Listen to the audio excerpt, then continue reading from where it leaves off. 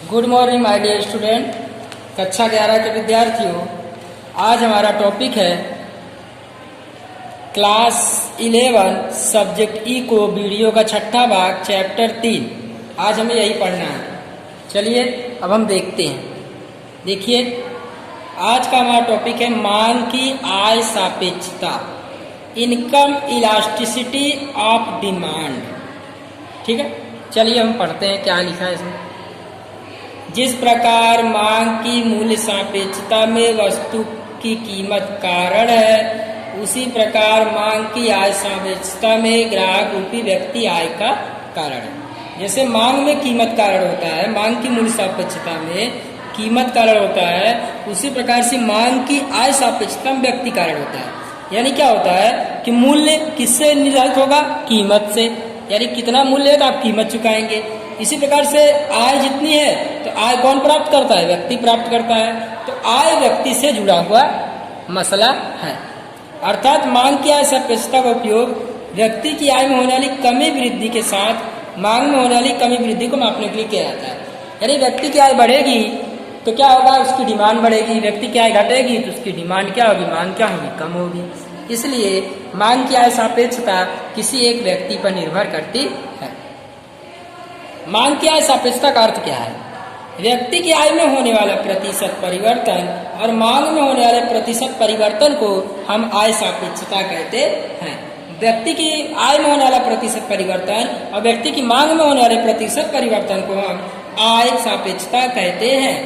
ग्राहक रूपी व्यक्ति की आय में होने वाले परिवर्तन को वस्तु की मांग में होने वाले परिवर्तन से आय सापेक्षता प्राप्त होती है। देखिए यहाँ पर आय सापेक्षता, इलास्टिसिटी ऑफ इनकम, वस्तु की मांग में होने वाले परिवर्तन, व्यक्ति की आय में होने वाला परिवर्तन। आप मान लीजिए कि वस्तु की आय में होने वाला परिवर्तन जो है वो वस्तु की मांग में होने वाला परिवर्तन जो है वो 20% की वृद्धि हो रही है, 20% की वृद्धि, और व्यक्ति की आय में 20% की वृद्धि हो रही है। तो आप बता सकते हैं कि आय सापेक्षता कितनी हो जाएगी? 1 हो जाएगी। इस प्रकार से आप इसको हल कर सकते हैं। चलिए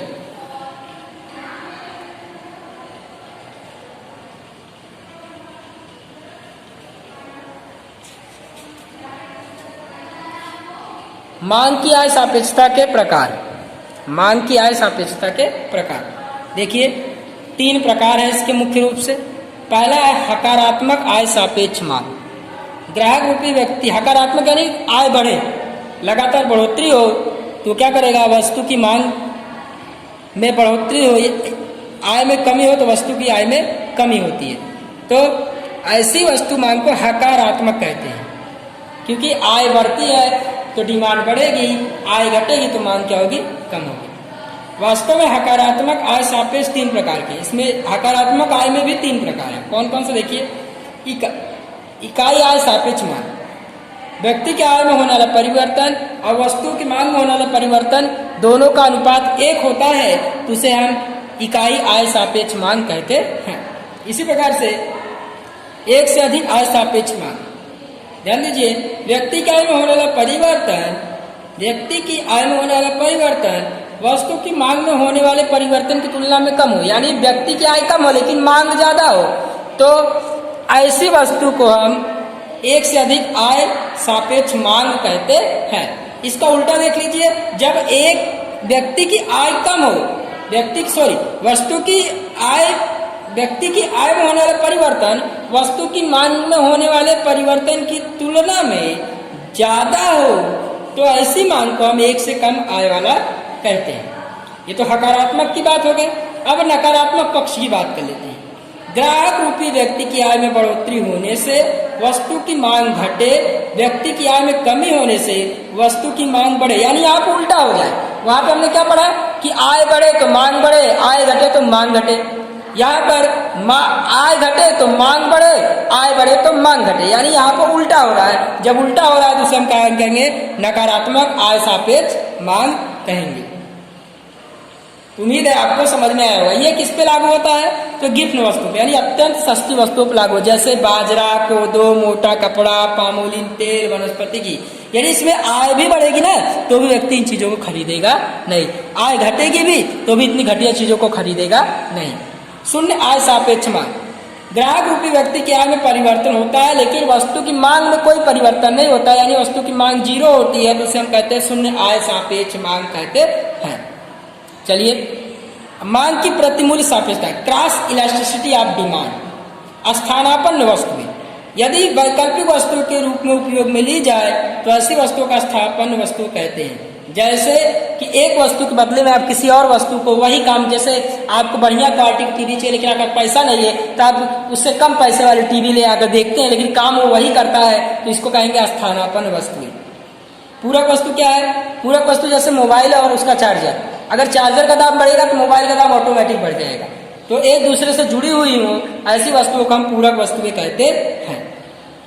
यदि वस्तु की कीमत परिवर्तन होने से अन्य वस्तु की मांग में परिवर्तन हो तो उसकी असर को जानने के लिए मांग की प्रतिमूल्य सापेक्षता का उपयोग किया जाता है। यानी कहने का मतलब है, यदि एक वस्तु की कीमत में परिवर्तन हो, अन्य वस्तु की मांग पर उसका असर हो, यानी एक चीज बदल जाए तो दूसरे के डिमांड पर उस पर इफेक्ट पड़ने लगे, तो उसे मांग की प्रतिमूल्य सापेक्षता कहते हैं। उम्मीद है इतना आपको समझ में आया होगा। देखते हैं, देखिए यहाँ पर मांग की प्रतिमूल्य सापेक्षता क्या है। मान लीजिए x वस्तु की मांग में होने वाला प्रतिशत परिवर्तन, y वस्तु कीमत में होने वाला प्रतिशत परिवर्तन। ध्यान दीजिए, x और y दोनों आपस में जुड़ी हुई है। अगर x की कीमत घटती है, y की कीमत बढ़ती है, इसकी घटती है, इसकी बढ़ती है, इसका मतलब है कि प्रतिमूल्य सापेक्षता भी क्या होगी? घटेगी और बढ़ेगी। मांग की मूल्य सापेक्षता मापने की पद्धतियां, मांग का नियम वस्तु कीमत परिवर्तन कारण मांग में होने वाले परिवर्तन की चर्चा करता है, किंतु वस्तु कीमत 10% परिवर्तन होने पर मांग में कितना परिवर्तन होगा इसकी जानकारी नहीं देता है। तो इसकी समझने के लिए हमें 3 प्रकार की रीति है। पहला जो आप सीख चुके हैं, अनुपात की रीति, दूसरा कुल खर्च की रीति, और तीसरा है भौमितिक रीति। उम्मीद है आपको समझ में आएगा। आज से आपका चैप्टर खत्म। तो आपको जो पीछे पारिभाषिक शब्द दिया रहता है स्टूडेंट, वो पारिभाषिक शब्द लिखना है और रीड करना है। Thank you very